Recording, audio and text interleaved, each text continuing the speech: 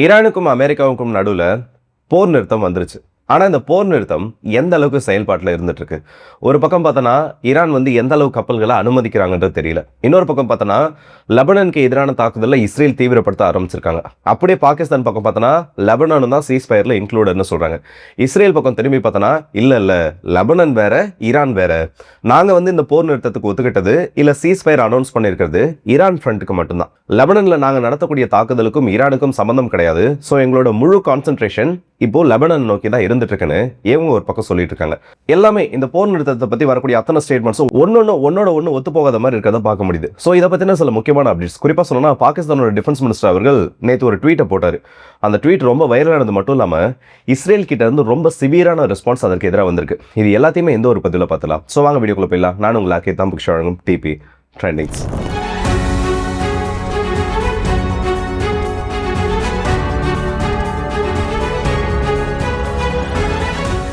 முதல்ல பாகிஸ்தான் பற்றி அந்த ஒரு பதிவில் இருந்து இந்த செய்தியை தொடங்குறது சரியா இருக்கும்னு நினைக்கிறேன். ஏன்னா இன்னைக்கு இப்போ நடந்துட்டு இருக்கக்கூடிய இந்த ஒரு மீடியேஷனில் பாகிஸ்தானோட பங்கு ரொம்ப முக்கியம். என்னடா இருக்கே சொல்ற, பாகிஸ்தானை பற்றி நீ இப்படி எல்லாம் சொல்ல மாட்டியே, பாகிஸ்தான் அவ்வளோ இன்ஃப்ளூயன்ஸாக இந்த இடத்துல பண்ணிட்டு இருக்காங்களான்னு பார்த்தனா, அமெரிக்காவை பொறுத்த வரைக்கும் இப்போதைக்கு ஈரான் கிட்ட பேசணும் இல்லை ஈரானோட அந்த ஒரு மீடியேஷன் நடத்தணும்னா அதற்கு அவங்களுக்கு கிடைத்திருக்கக்கூடிய ரொம்ப முக்கியமான ஒரு கையால் தான் இந்த பாகிஸ்தான். அவங்களோட ரோலோ இல்லை அவங்களோட இன்ஃப்ளூயன்ஸ்ன்றதோ இதில் இவ்வளோ மட்டும்தான். பாகிஸ்தானோட இன்ஃப்ளூயன்ஸ்ன்றது இந்த ஒரு மீடியேஷனில் இவ்வளோ மட்டும்தான். ஈரான் சொல்லக்கூடிய மெசேஜை பாகிஸ்தான் அமெரிக்கா கிட்டையும், அமெரிக்கா சொல்லக்கூடிய அந்த ஒரு மெசேஜை ஈரான் கிட்ட ஷேர் பண்ணுற அந்த ஒரு மீடியேட்டர் வேலை, ஜஸ்ட் அந்த மீடியேட்டர் வேலையை மட்டும்தான் பாகிஸ்தான் இந்த இடத்துல பார்த்துட்டு இருக்காங்க. மற்றபடி இதில் இன்ஃப்ளூயன்ஸ் பண்ணுறதுக்கோ இல்லை பாகிஸ்தான் இந்த போர் நிறுத்தத்துக்கான இல்லை இதன் மூலியமாக நாங்கள் இதெல்லாம் பண்ணிட்டோன்னு சொல்கிற கிளைம் பண்ணிக்கிற மாதிரியும், இந்த எப்படி ட்ரம்ப் அவர்கள் உலகத்தில் நடக்கக்கூடிய மொத்த போரையும் நான் நிறுத்துறேன்னு கிளைம் பண்ணாரோ அந்த மாதிரி ஒரு கிளைம் இந்த இடத்துக்கு படுறது பாகிஸ்தான் அதில் ஒரே ஒரு % கூட வாய்ப்பு கிடையாது. இதுதான் நடந்துட்டு இருக்கக்கூடிய ஒரு உண்மை.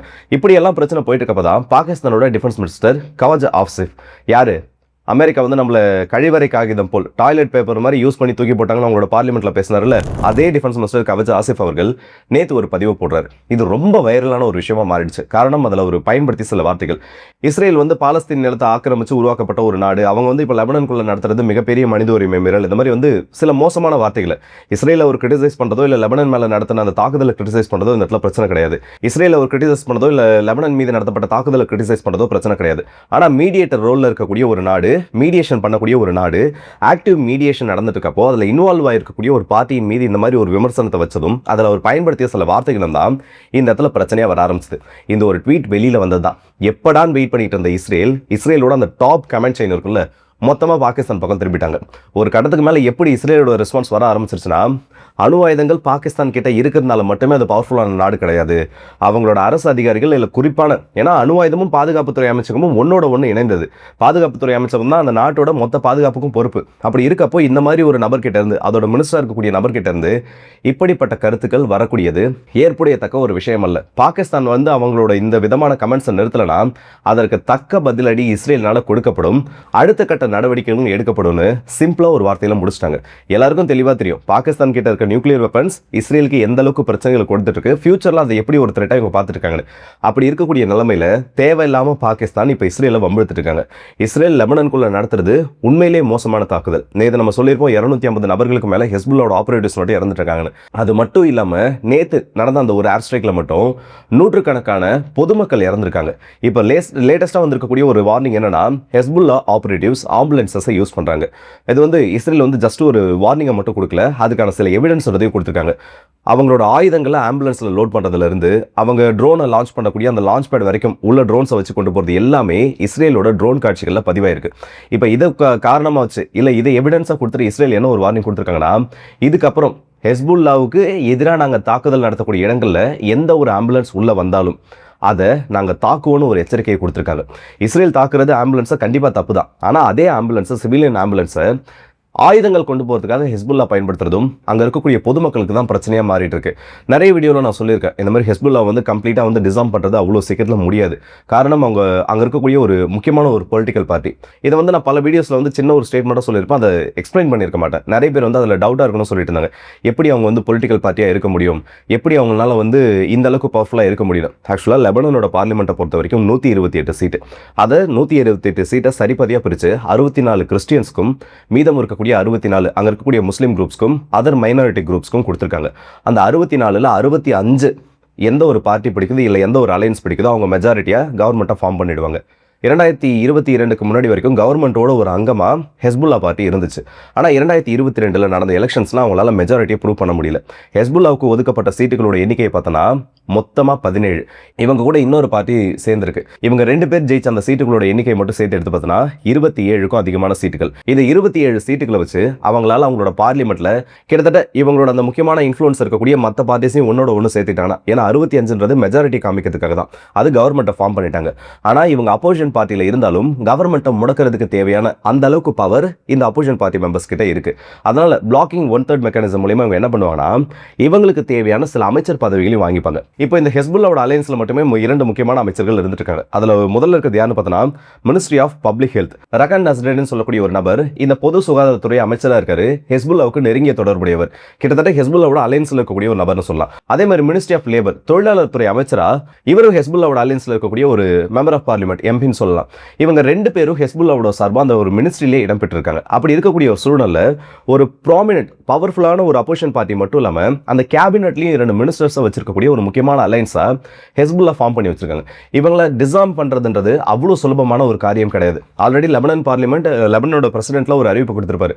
எந்த விதத்திலலாம் நாங்கள் உதவி பண்றதுக்கு தயாரா இருக்கோமோ, ஹெஸ்புல்லா கிட்ட இருந்து ஆயுதங்களை பறிக்கிறதுக்கு எந்தெந்த விதத்துல எங்களால் உதவ முடியுமோ அது அத்தனையும் நாங்கள் பண்றதுக்கு தயார். ஆனா அதுக்கு எங்களால மட்டுமே முடியாது. எங்களுக்கு உலக நாடுகளோட உதவி தேவை, ஐநா சபையோட உதவி தேவைன்ற மாதிரி சொல்லியிருக்காங்க. இப்போ அதுக்கான ப்ராசஸ்ன்றதும் தொடங்கியிருக்கு. ஆனா அது அவ்வளவு ஈஸியான ஒரு டாஸ்க் கிடையாது. இப்போதைக்கு லெபனான்ல இருக்கக்கூடிய மோஸ்ட் பவர்ஃபுல் குரூப், லெபனானோட ஆர்மியை விட பவர்ஃபுல்லான ஒரு குரூப் யாருன்னு பார்த்தோன்னா ஹெஸ்புல்லா தான். அது இஸ்ரேலுக்கும் ரொம்ப தெளிவாக தெரியும். லாஜிக்கா ஒரு விஷயத்தை யோசிங்க. ஈரானோட ப்ராக்ஸி குரூப் ஹெஸ்புல்லா ஈரானுக்கு எதிரான தாக்குதலை தொடங்கினப்போ இஸ்ரேல் ஹெஸ்புல்லாவுக்கு எதிரான தாக்குதலை தொடங்கல. அதுக்கு முன்னாடி ப்ரீஎம்ப்டிவ் ஸ்ட்ரைக்ஸ் நடந்துட்டு இருந்துச்சு. என்னைக்கு வேணாலும் தெரியும் இஸ்ரேலுக்கு எதிரான ஒரு போர்ல ஹெஸ்புல்லா இறங்க போறாங்க. அது இஸ்ரேலுக்கும் தெளிவா தெரியும். அப்படி இருக்கப்போ ஈரானோட யுத்தத்தையும் ஹெஸ்புல்லாவோட யுத்தத்தையும் ஒரே நேரத்தில் இஸ்ரேல்னால சமாளிக்க முடியாது. இதுல ஹவுதிஸ் மட்டும் தான் மிஸ்ஸிங். இன்னைக்கு அந்த அஃபிஷியல் ஸ்டேட்மெண்ட் வரதா சொல்லியிருந்தாங்க. ஆனா இன்னும் அந்த ஸ்டேட்மெண்ட் வரல. அப்படி இருக்கப்போ ஈரானோட சீஸ் ஃபயர் இஸ்ரேலுக்கு ரொம்ப ரொம்ப ரொம்ப அவசியம். அது ஈரானுக்கு தேவைப்படுதோ இல்லையோ, இந்த போர் நிறுத்தம் இஸ்ரேலுக்கு ரொம்ப அவசியமா தேவை. ஏன்னா ஈரான் அவங்க அடிக்கணும்னா பல ஆயிரம் கிலோமீட்டர் தாண்டி போய் அடிக்கணும். ஆனா ஹெஸ்புல்லா இவங்களோட எல்லையை ஷேர் பண்ணக்கூடிய ஒரு பகுதி. அங்கிருந்து சும்மா ஒரு 40 ராக்கெட்ஸை வீசினா கூட அதுக்கு அக்யூரஸிலாம் தேவையான அவசியம் கிடையாது. ஜஸ்ட் ஃபெர்டிலைசர்ஸை யூஸ் பண்ணி கூட அவங்களால ராக்கெட்ஸை தயாரிக்க முடியும். அப்படி இருக்கப்போ அது இஸ்ரேலுக்கு மிகப்பெரிய பாதிப்பை வடக்கு பகுதிகளில் ஏற்படுத்திட்டு இருக்கு. அதுவும் ஹெஸ்புல்லாவோட அந்த 17 எம்பி சீட் இருக்குல்ல, இது எல்லாமே சதர்ன் லெபனான்ல இருக்கக்கூடிய பகுதிகள் தான். இதை வந்து தெளிவாக இன்னும் பிரேக் டவுன் பண்ணலாம். அந்த வீடியோட லென்த் ரொம்ப பெருசாக போயிடும். அந்த சதர்ன் லெபனான்ல இருந்து சும்மா நம்ம இங்கிருந்து ஒரு பொருளை தூக்கி எறிஞ்சா கூட அது இஸ்ரேலோட எல்லைக்குள்ள வந்து விடும். இது இஸ்ரேலுக்கு டைரக்டான த்ரெட். நேற்று ஒரு நாள்ல மட்டுமே 45க்கும் அதிகமான ராக்கெட்ஸ் இஸ்ரேலின் மீது ஹெஸ்புல்லானால ஃபயர் பண்ணப்பட்டிருக்கு. இது எல்லாத்தையும் இஸ்ரேல் டிஃபெண்ட் பண்ணிட்டாங்க. ஆனால் அதை டிஃபெண்ட் பண்றதுக்கு அவங்க கொடுக்குற ஒரு வெள்ளன் இருக்குல்ல, ஒவ்வொரு இன்டர்செப்டாரோட விலையும் $1 மில்லியன் $2 மில்லியன் போயிட்டு இருக்கப்போ அந்த ராக்கெட்ஸோட விலை வெறும் $45,000 $50,000 போய் முடிஞ்சிருது. அப்போ இஸ்ரேல் ஃபர்ஸ்ட் அவங்களோட கான்சென்ட்ரேஷனை இந்த இடத்துல ஹெஸ்புல்லா கொண்டு வந்திருக்காங்க. சீரியஸா சொல்றேன், இந்த சீஸ்ஃபயர் வந்து ரொம்ப நாளைக்கு போகாது. நேற்று கூட பார்த்தோன்னா அரபு நாடுகளின் மீது ஒரு 2-3 இடத்துல ட்ரோன் மற்றும் ஏவுகணை தாக்குதல் நடந்திருக்கு. ஆனா ஈரான் என்ன சொல்லியிருக்காங்கன்னா, ஈரானோட ஐஆர்ஜிசி எங்களுக்கு இதுக்கும் சம்பந்தம் கிடையாது, ஒரே ஒரு லான்ச் கூட நாங்க பண்ணல, இது அமெரிக்கா வந்து ஒரு ஃபால்ஸ் ஃபிளாக் ஆபரேஷனா பண்றதுக்கு ட்ரை பண்ணிருக்காங்க. அவங்களோட விளக்கத்தை கொடுத்திருக்காங்க. அமெரிக்கா கிட்ட இருந்து இன்னும் எந்த விதமான தெளிவான அறிவிப்பும் வரது கிடையாது. அதே நேரத்தில் இஸ்ரேலை நோக்கியும் நேற்று ஈரான்ல இருந்து லான்ச்சஸ் டிடெக்ட் பண்ணப்பட்டிருக்கு. இதையும் ஐஆர்ஜிசி ரிஜெக்ட் பண்ணிருக்காங்க. ஆனா அந்த லான்ச் அதோட ரேடார் ப்ரொஃபைல் சொல்லிட்டு எல்லாத்தையும் இஸ்ரேல் இந்த இடத்துல ப்ரொவைட் பண்ணிருக்காங்க. லெபனானை இஸ்ரேல் அடிக்கிற வரைக்கும் ஈரானும் இந்த மாதிரி ஒரு சில கேமை ஆட தான் செய்வாங்க. ஆனால் ஒருவேளை போன தடவை நடந்த மாதிரி ஹசன் நஸ்ரல்லா கொல்லப்பட்டப்போ ஹெஸ்புல்லா மிகப்பெரிய ஒரு அழிவை சந்திச்சாங்க. ஆனால் அதுக்கப்புறம் சிரியாவில இருந்து பல்வேறு விதமான ஆயுதங்களை கொண்டு வந்து முன்ன இருந்த அளவுக்கு பவர்ஃபுல்லா இல்லைனாலும் இப்போ இஸ்ரேலுக்கு எதிரான தாக்குதலை நடத்துற அளவுக்கு பவர்ஃபுல்லா இருந்துட்டு இருக்காங்க. அதை கம்ப்ளீட்டா இஸ்ரேல் அடக்கிட்டாங்க, இல்லை ஹெஸ்புல்லான்னு சொல்லக்கூடிய ஒரு சாப்டர் க்ளோஸ் பண்ணிட்டாங்கன்னா அடுத்த டார்கெட் கண்டிப்பா ஈரானா தான் இருக்கும். இந்த 2 வாரத்தில் ஹெஸ்புல்லாவுக்கு எதிராக இன்னும் இஸ்ரேல் அவங்களோட தாக்குதலை தீவிரப்படுத்துவாங்க. ஆனால் அதுக்கு நடுவில் இன்னொரு அறிவிப்பு வந்திருக்கு. என்னன்னா லெபனானோட அரசாங்கம் ஒரு அறிவிப்பு கொடுத்துருக்காங்க. இந்த மாதிரி வந்து ஹெஸ்புல்லா மற்றும் இஸ்ரேலோட சீஸ்ஃபயருக்கு தேவைப்பட்ட நடவடிக்கைகளை நாங்கள் எடுத்துட்டு இருக்கோம். ஹெஸ்புல்லா ஆயுதங்களை இதுக்கப்புறம் இஸ்ரேலுக்கு எதிராக பயன்படுத்த மாட்டோம், இல்லை அவங்களோட ஆயுதங்களை ஒப்படைக்கிறதா ஒரு உத்தரவாதம் கொடுத்தாங்கன்னா இஸ்ரேல் இந்த தாக்குதலை நிறுத்தத்துக்கு தயார்னு ஒரு அறிவிப்பு கொடுத்ததா சொல்லியிருக்காங்க. ஸோ இஸ்ரேலுக்கு மிகப்பெரிய த்ரெட்டா இப்போ இருந்துட்டு இருக்கிறது இந்த லெபனான்ல இருக்கக்கூடிய ஹெஸ்புல்லா தான். அவங்களுக்கு ஆயுதங்கள் வரக்கூடிய ரூட்ஸ் எல்லாத்தையும் இஸ்ரேல் டெஸ்ட்ராய் பண்ணிட்டாங்க. ஆனால் இருந்தாலும் லெபனானுக்குள்ள இன்னும் அவங்க கிட்ட ஏகப்பட்ட ரிசர்வ்ஸ் இருக்கு, ஆயிரக்கணக்கான ராக்கெட்ஸ் இருக்கு, ஆயிரக்கணக்கான ரவுண்ட்ஸ் மோட்டார் ஷெல்ஸ் எல்லாமே இருந்துட்டு இருக்கு. ஸோ அது எல்லாத்தையும் முடக்கிறதுக்கான ஒரு முயற்சியில இப்போ இஸ்ரேல் இறங்கியிருக்காங்க. ஆனால் அவங்களோட கணக்குப்படி பார்த்தோன்னா இது வரைக்கும் ஹெஸ்புல்லாவுக்கு எதிரான தாக்குதலுக்கு மட்டுமே 18 $18 பில்லியன் வரைக்கும் கடந்த ஒரு 40 நாட்களில் செலவாக இருக்கிறதா சொல்லியிருக்காங்க. இதில் ஈரானோட மிசைல் டேமேஜஸ்னால ஒரு $5 பில்லியன் வரைக்கும் செலவாக இருக்கிறதா சொல்லியிருக்காங்க. மற்றபடி கணக்குகள் பொருளாதார ரீதியில் ஏற்பட்ட இழப்புகளை பற்றி எந்த விதமான அப்டேட்ன்றதும் இந்த இடத்துல கிடைக்கல. ஸோ இப்போதைக்கு இவ்வளோ அப்டேட்ஸ் வந்திருக்கு. அண்ட் இன்னும் நிறைய விஷயங்கள் வந்து நடக்கிறதுக்கான சான்சஸ் இருக்குது. ஸோ ஃபயர் அப்டேட் மாதிரி இல்லைனாலும் ரெகுலராக இதுக்கப்புறம் அப்டேட்ஸ் இருந்துகிட்டே இருக்கும். இன்றைக்கி இது மட்டும் இல்லாமல் இன்னும் 2-3 அப்டேட்ஸ் பார்க்க வேண்டிய ஒரு கட்டத்தில் நம்ம இருக்கும். காரணம் ரஷ்யா உக்ரைன் பக்கமும் நிறைய மாற்றங்கள் நடந்து நிகழ்ந்துட்டு இருக்கு. நம்ம வந்து அந்த டாபிக் வந்து மோஸ்ட்டாக கவர் பண்ணுறதே இல்லை இப்போ இந்த ஈரான் பிரச்சனை ஆரம்பிச்சதுக்கு அப்புறமா. ஸோ சாரி இருங்க, இன்னொரு விஷயத்த சொல்லணும்னு நினச்சா மறந்துட்டேன். அதுக்குள்ளே வந்து இந்த வீடியோ முடிச்சிடணும்னு நினச்சிட்டேன். ஈரானோட அந்த சீஸ் ஃபயர் வந்ததுக்கப்புறமா ஒரு நாளைக்கு வந்து 15 கப்பல்கள் அலோவ் பண்ணணும்னு சொல்லியிருந்தாங்கல்ல. லாஸ்ட் 24 ஹவர்ஸில் இந்த வீடியோ நான் பேசிட்டு இருக்க வரைக்கும் வெறும் 6 கப்பல்கள் மட்டும்தான் அலோவ் பண்ணப்பட்டிருக்கு. அதுவும் அந்த 6 கப்பல்கள் வந்து எந்த நாட்டு சம்மந்தப்பட்டது இல்லை யாரோட கப்பல்கள் நாங்கள் அலோவ் பண்ணியிருக்கோன்ற டீட்டெயில்ஸை ஈரான் இன்னும் கொடுக்கல.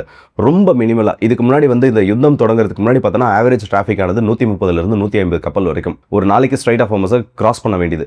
ஆனால் கடந்த 24 மணி நேரத்தில் வெறும் 6 கப்பல்களை மட்டும்தான் அலோவ் பண்ணியிருக்காங்க. ஸோ இதுவும் ஈரானோட ஒரு மெசேஜ் தான்.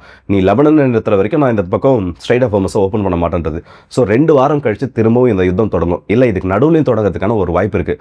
சம்மந்தமே இல்லாமல் பாகிஸ்தான் தான் இதுக்குள்ளே வந்து மிகப்பெரிய ஒரு கோமாளித்தனத்தை பண்ணிட்டு இருக்காங்க. நான் சீரியஸாக சொல்கிறேன், பாகிஸ்தானும் இஸ்ரேலோட குறியில் இருந்துட்டு இருக்கு.